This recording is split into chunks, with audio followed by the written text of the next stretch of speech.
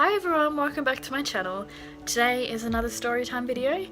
This one is my depression and anxiety story, so this may have some triggers for people watching this, so just be aware of that before you do watch this video through.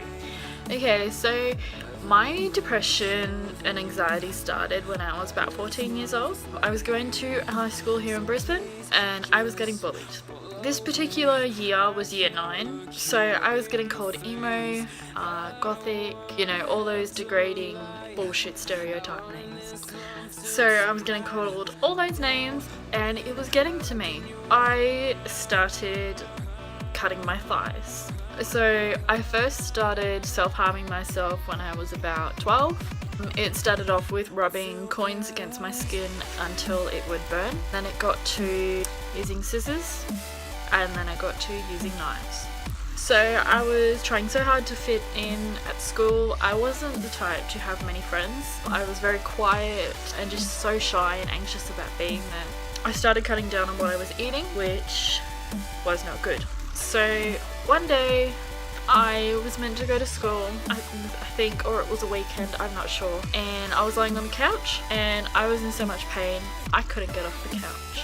So I went to the ER, emergency room, and they started doing all these tests on me. So they were checking my nails, they were checking my teeth, they checked my hair, they started to take some blood tests, which usually take, you know, hours if you've ever been to a Brisbane ER.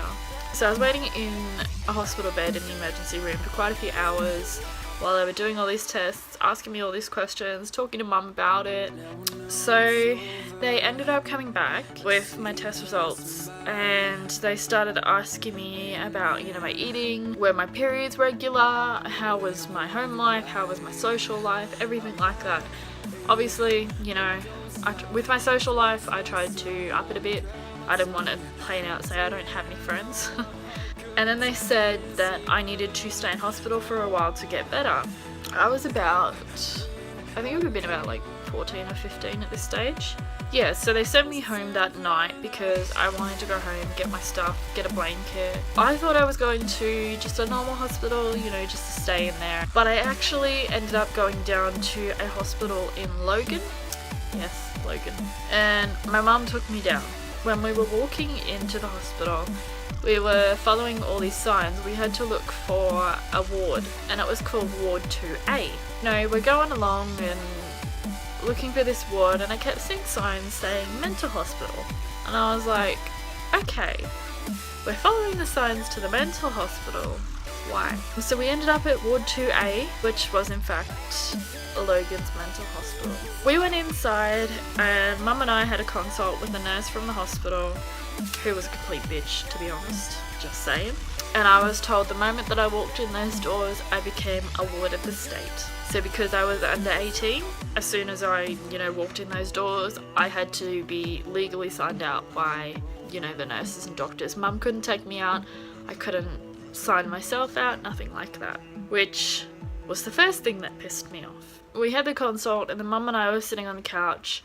I was bawling my eyes out, I was begging her not to leave me there, but there was nothing she could do. So she ended up leaving and I was sitting on the couch crying, and then 3 people came up to me, 2 guys and a girl. They started playing Guitar Hero and they could see I was really upset and they started to try and cheer me up, which helped.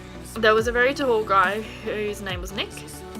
I'm not sure what was wrong with him, but he never talked. So there were lots of people that came and went in the 3 months that I was in that hospital, but Nick was there the whole entire time. So I met another girl with an eating disorder and she stayed in a lot longer than me. I ended up meeting a guy that I thought was extremely cute who left after a few weeks, and the guy named Brock, he basically took me under his wing, you know, looked after me. I wanted to have a shower the first night and I was worried that people were going to come in, so Brock stood at the doors and held the door shut and would not let anyone in the bathroom until I was done, which was, yeah, he was so nice.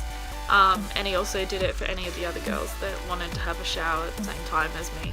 Yeah, so he left about a week after I came in. The guy that I was interested in, he left shortly after that as well. Now, this girl called Gabby came in. She was a complete complete. Everything had to be about her, had to go her way, otherwise she threw a tantrum.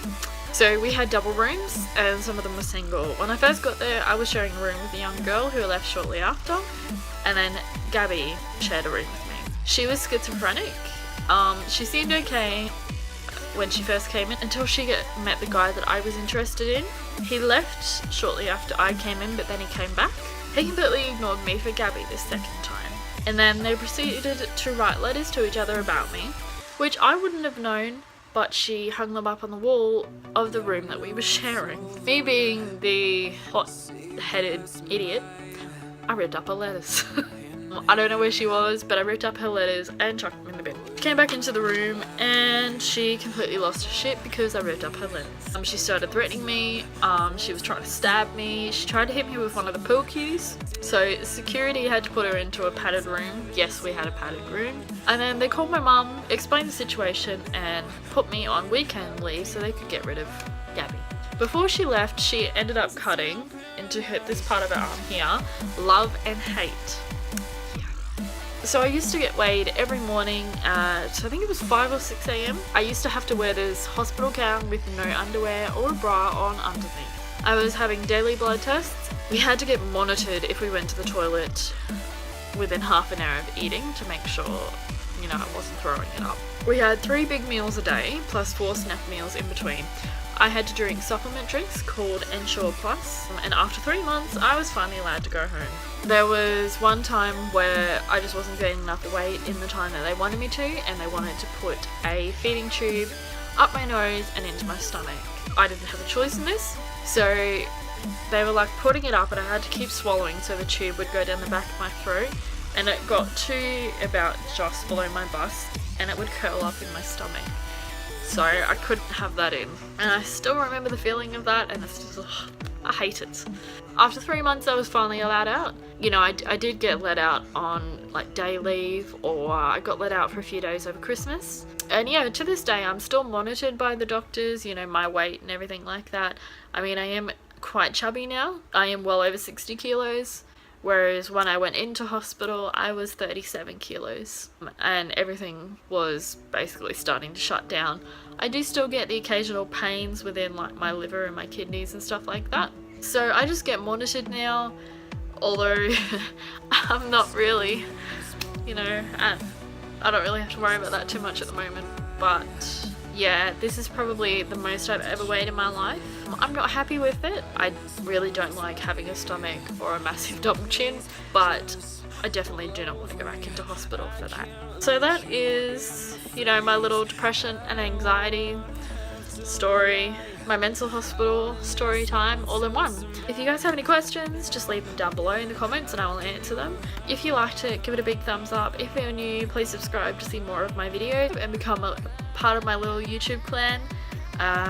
And yeah, I will see you all again on my next video. Bye.